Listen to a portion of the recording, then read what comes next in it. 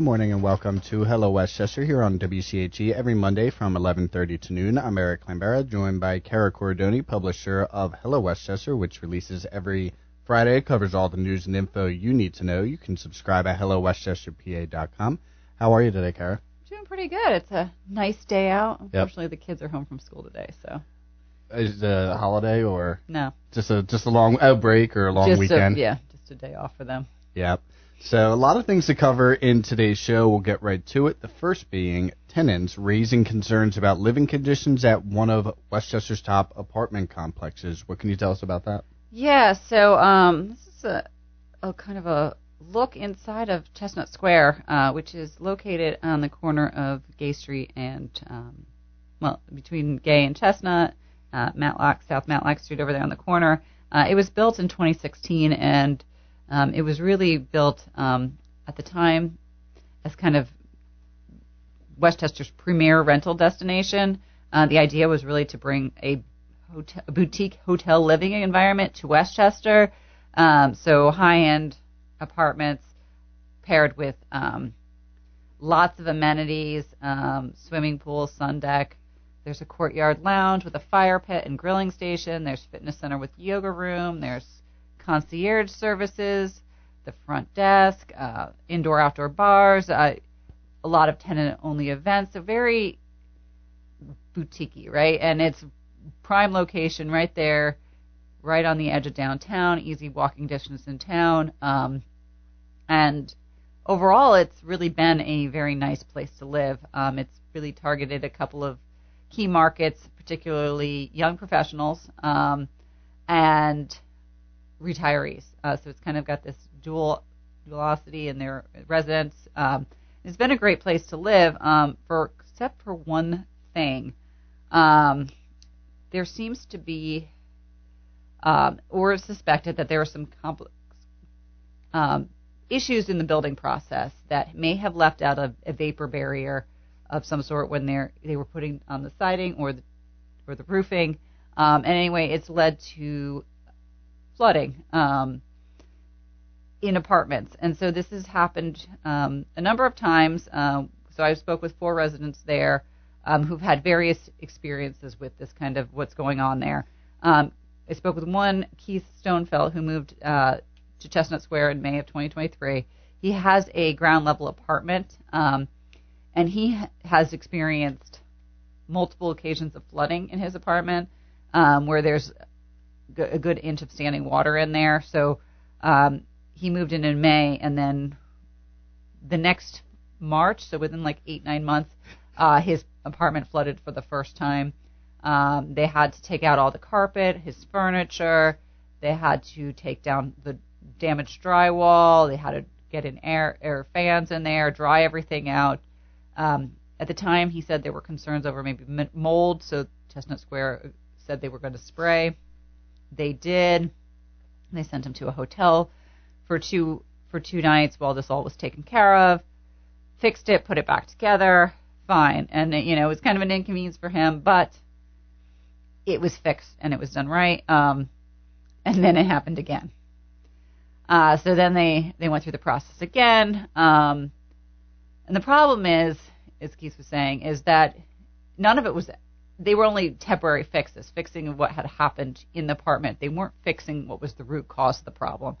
So it happened a second time, and then earlier this year it happened a third time.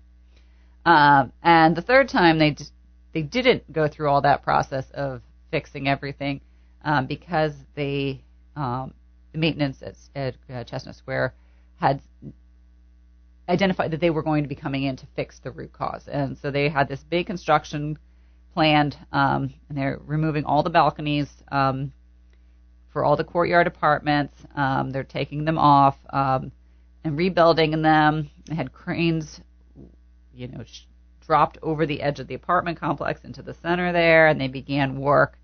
And so they admitted that there was going to be work done. They did not give a lot of detail as what was being done. They said they were upgrading the balconies. But that was all that was really said about it. They said the project was supposed to take about a week a section, which would have been about a 10-week project. By the end of June, they had one section completed. They ended up pausing at the end of the June because during this time, all those amenities that they had, touted early on were gone. You couldn't use the pool, you couldn't use the decks, you couldn't use the fire pits or any of that stuff. You couldn't use your balconies. So all those people being impacted. So they paused it so that they could open the pool for the summer. But then, and then they'd fixed 19 apartments, I believe. But 10 of those got an email saying that maintenance would be coming around to fix nail pops in their apartments caused by the rebuilding of the construction after they'd put the new deck or new balconies on. And so, not surprising. But I talked to one resident, find her name, Betty, and her husband, who lived in a third-floor apartment. They had gotten the nail pops that they were coming in to collect, and then they were told that they might have some areas of drywall in their apartment removed. And she's kind of like, why are we going to remove drywall to fix nail pops? But okay. And so the day of the project, they show up, and the people from the restoration company show up along with the people from Bozzuto, who's the management company. They show up and they start putting on hazmat suits, and they start tacking up plastic wrap in her apartment. And her and her husband are like, "What's going on? You're supposed to be fixing nail pops. What is going on?" They were also told that somebody from Bozzuto, the management or the construction company, would be on site with this crew that was there the whole time. They left, so Betty and her husband stayed in the apartment with the crew while they worked. They sat there the whole time. They didn't have masks. They were not hazmated. They were not offered anything, and they were not told why the crew was there originally. So they just sat there. While this was going on, and she, I asked her, you sat with no mask, and she's like, we didn't know. We didn't know that this is what was going on. And so that was her concern, is, where was her rights when, people were coming in. And then another woman I spoke with, Bridget, similar. She was another apartment that was affected. Her concerns with her health. She's a cancer survivor. And again, this lack of communication of what was going on from Chestnut Square is kind of another piece that was really, I think, at issue here, is that all this is being remediated, and nobody disagrees that it needed to be remediated. It sounds like it most certainly did. But it seems to be lacking in communication from the management company, exactly what was going on, and what was being dealt with. And she was concerned. They did come in. She got same crew from Maximum Restoration, or the mold company, came in, tacked up the plastic wrap in her house, put up the sign that they were, taking care of mold. And after they were done, she wanted to see them report on, what was removed. Did she have to be concerned? Was she living with mold in her apartments? Is that a problem with her health? She even had her doctor request the report so that they could, order x-rays if needed. But she never got it, or she wasn't getting it. She did eventually get it, but not until after she told them she went to a reporter to share the story. And then she did, in fact, get it. So it's kind of just an interesting look at this really luxury apartment in Westchester that you see from the outside, and it's pretty, and it is impressive. We went in to meet with them and chat, and walking through there, it is a very impressive looking building. But it seems, looks can be misconceiving sometimes, or deceiving sometimes, when you only see one thing, and so they just kind of wanted, I guess, it out there so people know what's going on because of this lack of communication and concern over what's going on and how they're being treated as far as tenants. They did raise that there's some real concerns that they could lose their apartments. Their leases could maybe not be renewed by going forward with the story and talking, because Pennsylvania doesn't have there's no rights for tenants. People can end your lease for any time, especially people that have been there a long time. They're probably renting under market rate anyway. So, but they thought it was important that people know. Another bigger concern for those outside of Chestnut Square that was kind of brought up and was, okay, how does this look going forward?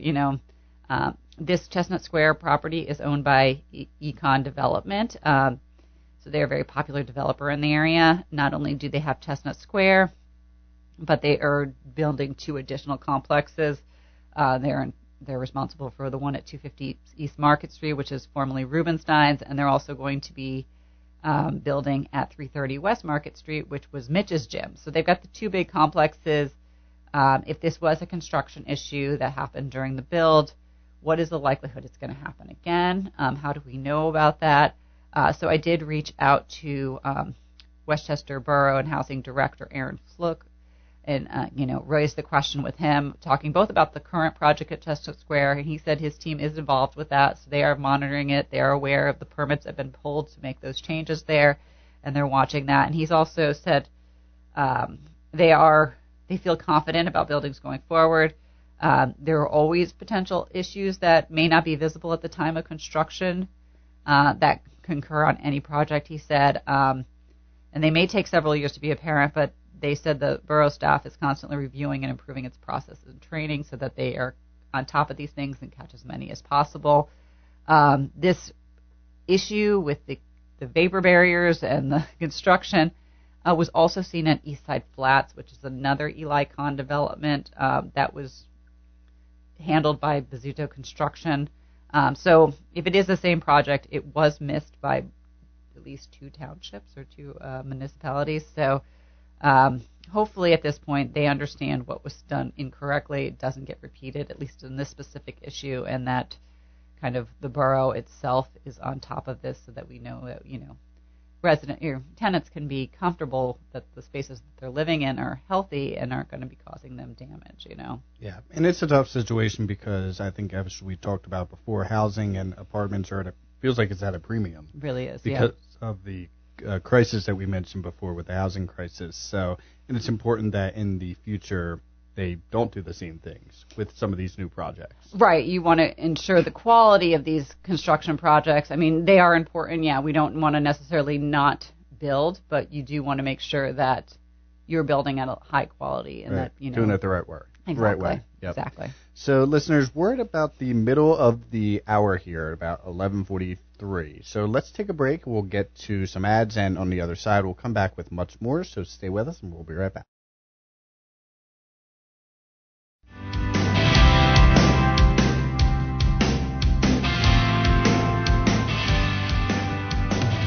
And welcome back to Hello Westchester. I'm Eric Lambera, joined by Cara Corridoni, publisher of Hello Westchester, which releases every Friday and covers all the news and information related to life here in Westchester. You can subscribe at hellowestchesterpa.com.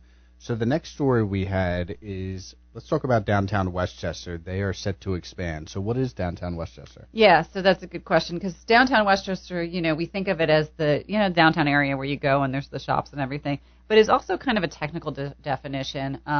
It was formerly known as the Business Improvement District, and they have kind of changed that to downtown Westchester. But it is a economic development agency that works to kind of promote and build the economic vitality in this area. And it's a 16, so it's a technical 16 block designation down here on, Gay Street, Market Street, and it extends down to South Wayne Street, and it is expanding. So it's technically expanding its borders. It goes up High Street, obviously, as well. But this year, the downtown Westchester, the Business Improvement District, went up for its 5-year reauthorization because it is, funded by the businesses. They have to reauthorize its services every 5 years, not every year.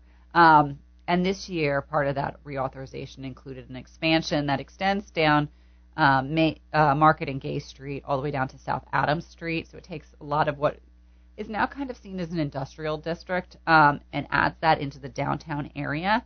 And similarly, a little bit further down High Street, they're going to extend some more of that area in as well. And the idea here is to kind of bring some of the services that the downtown Westchester, the bid, has offered in the kind of the central business or downtown area here. Things like, the planters that are around town.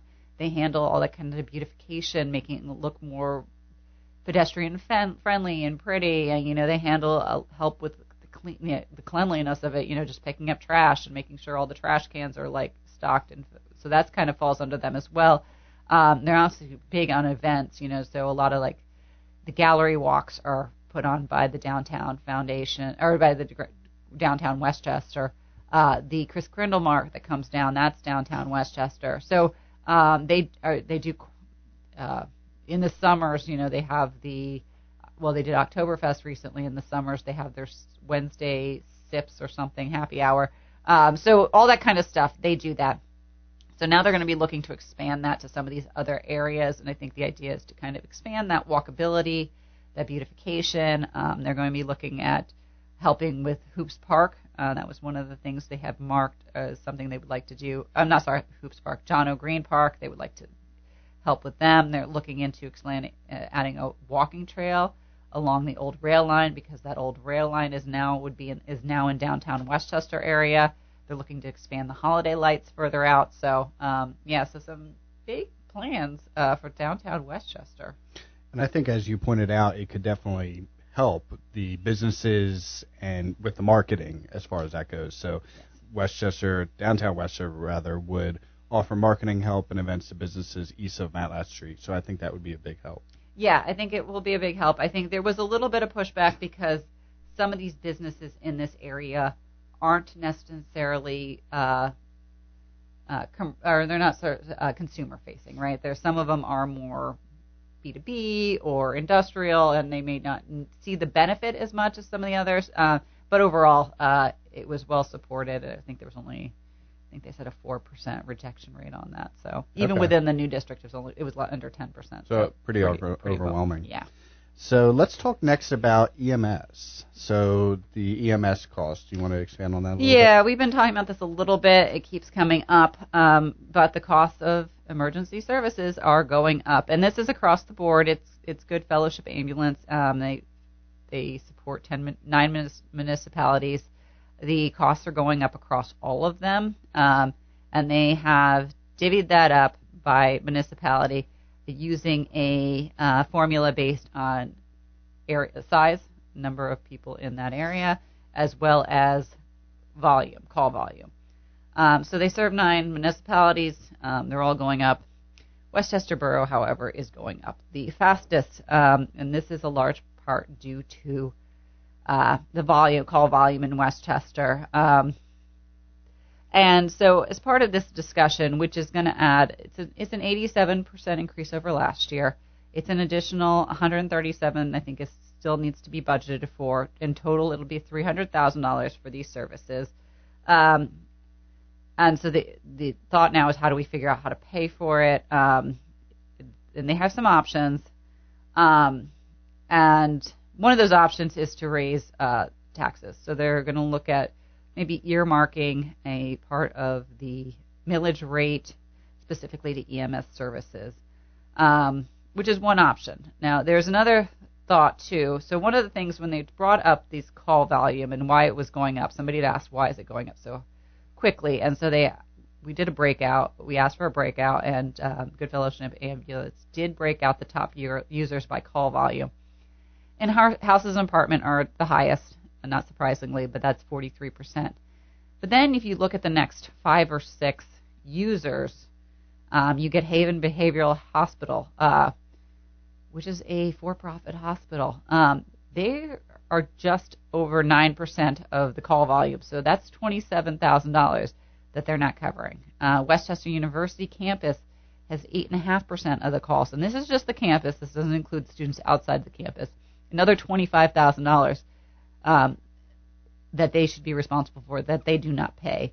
The Hickman and the Barclay Friends, similarly, 5 and 6%.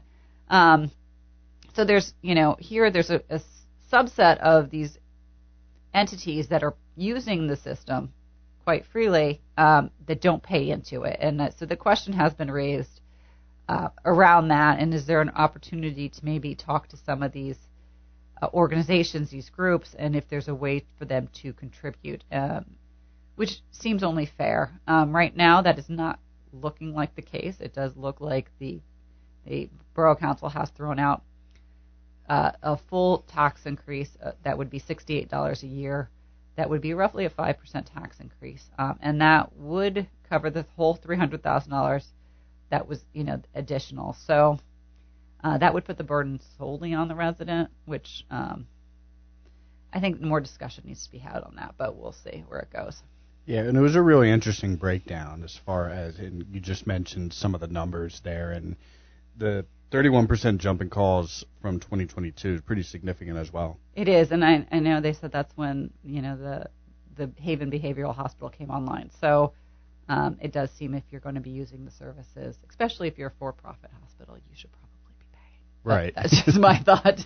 Yeah, so we'll see what happens as far as the coverage of that. And I know we have some quick updates to get to. The first being, let's go to Greater Westchester Chamber of Commerce has a new president. Yes. So, find my spot. But welcome to Lori Ryan. She came over from Exton. She was the president of the Exton Regional Chamber of Commerce, where she served for the last 10 years. So she has been named the new president of the Greater Westchester Chamber of Commerce. She's assumed the role that was vacated by Katie Walker, who left in July. The Westchester Chamber of Commerce is actually bigger than the Exton Regional Chamber of Commerce. They have nearly 600 businesses that they support in the Westchester Borough, Birmingham, East Bradford, East Goshen, Thornbury, West Goshen, and Westtown areas. Yep, so best of luck to her. And I know you mentioned Katie Walker. She is now with the food bank, I believe, the Chester County Food Bank. Yes. Yep, so best of luck to, and you said Lori Ryan, right? Yes. Her name? So best of luck to her as well as Katie Walker. Second quick update, we had 8 townhomes are approved for West Washington Street. Yeah, so we've been following this one for a little while now. Yarnell's, this is the area where Yarnell's garage is currently. This plan had been floated before, but now it has been approved. So 8 new townhomes that will have 2 parking for 2 cars on them. They will be owner-occupied, so they are not rentals. They will be properties to own. So it seems like a pretty good project. People are excited about it. The only thing to note on this is that while the plan for the projects has been approved, the exterior has not. So we're still waiting to see what those will look like in design, but otherwise they should go forward. Yep, so we'll keep listeners posted on that. The next story, a couple of retail goodbyes. Yeah, so a couple of goodbyes this week. One happened a while ago. I just didn't note it, and the other is new. So first, adios to Lulu's Casita. This is a indoor preschool playground. It was on North High Street. Very popular with the preschool set, the Westchester preschool set. My youngest is in 3rd now, so I haven't been in a while, but it looks like it closed earlier this year. They closed for a maintenance issue in May, and they just never were able to reopen, at least so far. It is now up for rent again, so I think it's probably a farewell for good.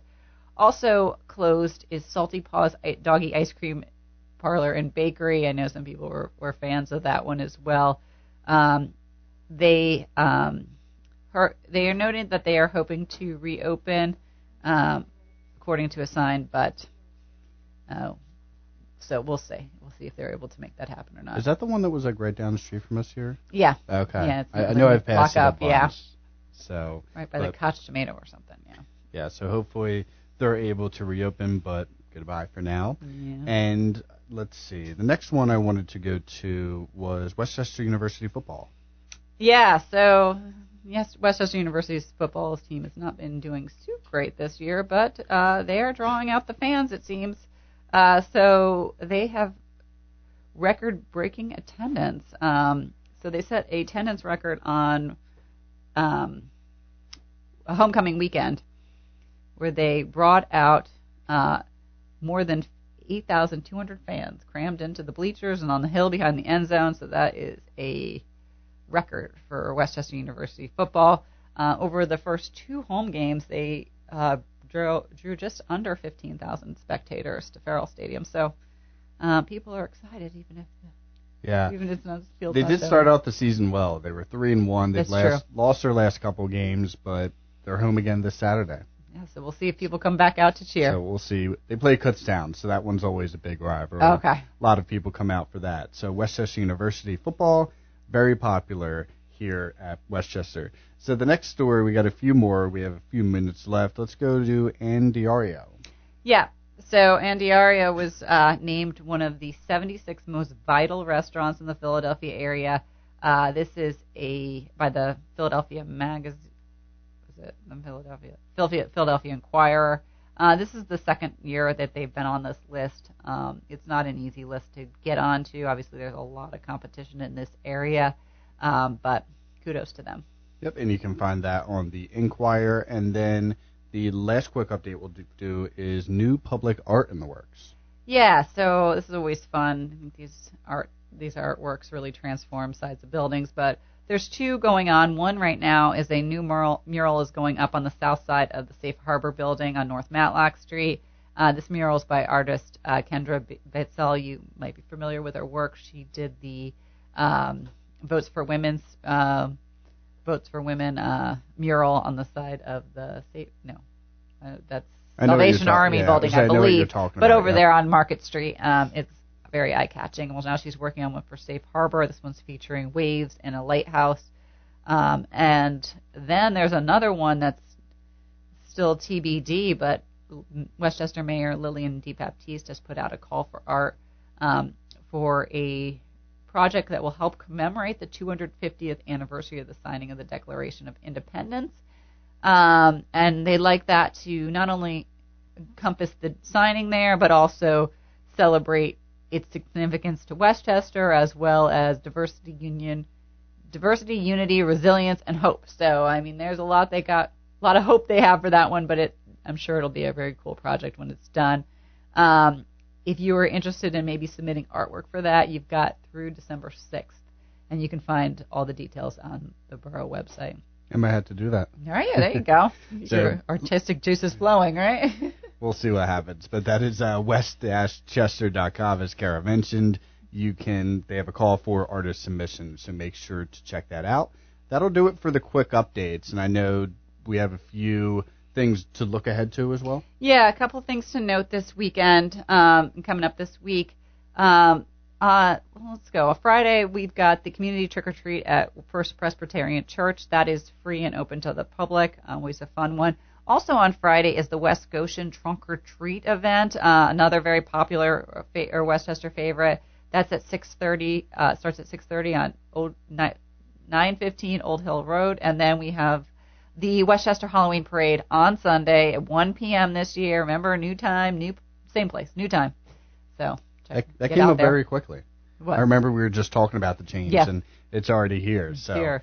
Make sure to mark your calendars. A lot of things coming up with Halloween being on the 31st. So make sure to check those out. So, Cara, thank you for your time as always. And listeners, make sure to check out the podcast at 953wche.com and subscribe at hellowestchesterpa.com. We'll talk to you next time. See you then.